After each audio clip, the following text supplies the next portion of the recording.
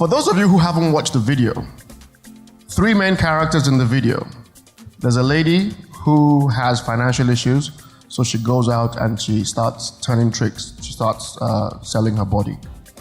There's a guy who is her customer who uses her services, pays for it, and goes home and gets into trouble and not really gets kicked out, but now tries to sort himself out. And then there's a third person who mugs the guy while he's trying to sort himself out. So he gets robbed at gunpoint. And I mean, that's just a summary. Now, at the end, all 3 of them, the part you just saw, all 3 of those people ended up in a church. Obviously for different reasons, but it's interesting that they all found themselves in the same place. So, which one was you? I was the guy singing all through the song. Wrong answer. No, my own story is told through the words of the song. So if anybody listens to the actual song, it's pretty, I kind of just lay it all out there. It's probably my most intimate or personal song yet. It's definitely my mother's favorite song that I've ever done. So my story is told through the words of the song. In terms of the characters, one was a prostitute, one was a guy who was having marital problems that engaged the prostitute, and one was an armed robber. What I was trying to show is bigger than the actual act. So it's not just for people who have turned to prostitution or for people who maybe engage in armed robbery or whatever. It's just about the principle and going through something and then doing something wrong and trying to make it back from that. So whatever, you can apply it to anybody. Wherever you find yourself. Yeah, wherever you find yourself. Yeah. Makes sense. We're in church, and the truth is this. There's a lot of different varying opinions about your kind of music. And your kind of music as music, and your kind of music as your videos portray. So when you go to a breakup, you write a breakup song. When you do the wrong thing, you write a wrong thing song. So that explains some of it, but how would you explain the fact that, now, a lot of people don't know this, but you're the son of a pastor, and how would you, not that in itself is what keeps you on the straight and narrow, but how do you explain the wide variance in your music? Now, what I mean by that, let me qualify that. What I mean is, you're not a gospel artist. You've never tried to be. That's not what you do. But where do we place you in terms of your message?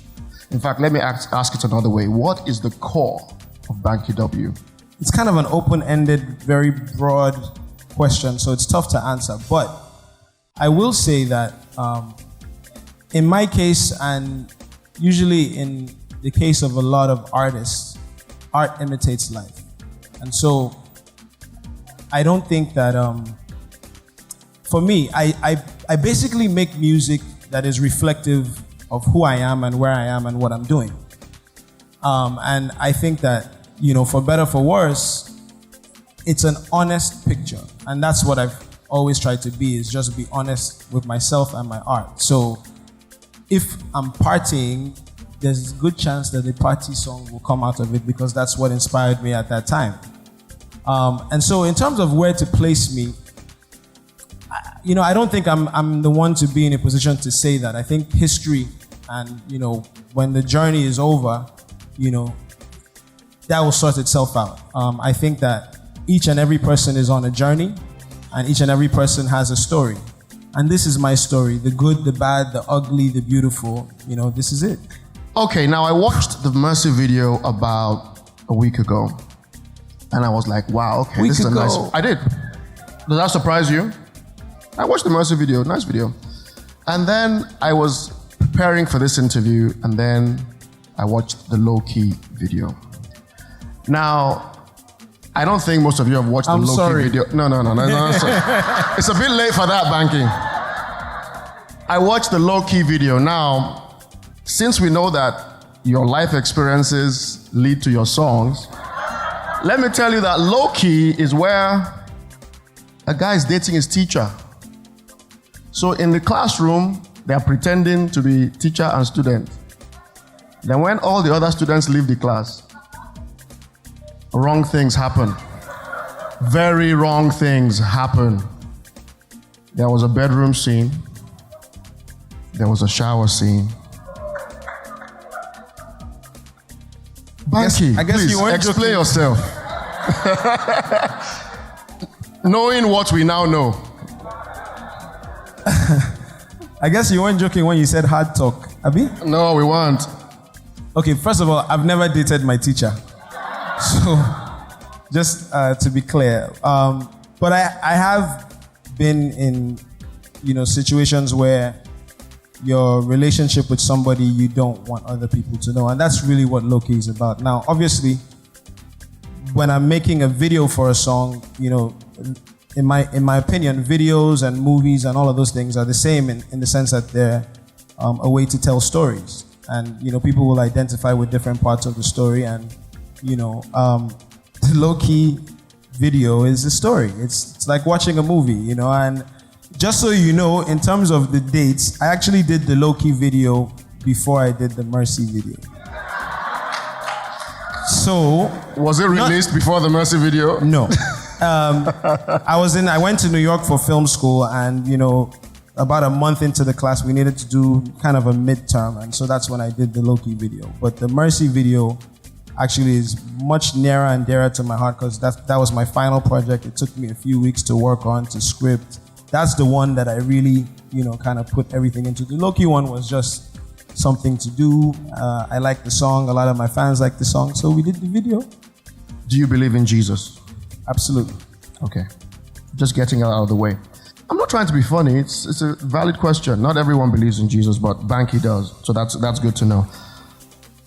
I have a couple more questions. Now, this is 2015, okay?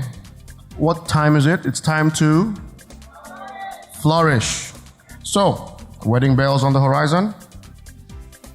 Not that I know of. Do you know what it means to flourish? Part of it is wedding bells. Okay. But that's just something to think about. Okay, now, final question. Coming in here today, the people in this room, a few hundred of them, have an opinion of Banky W. He is a musician.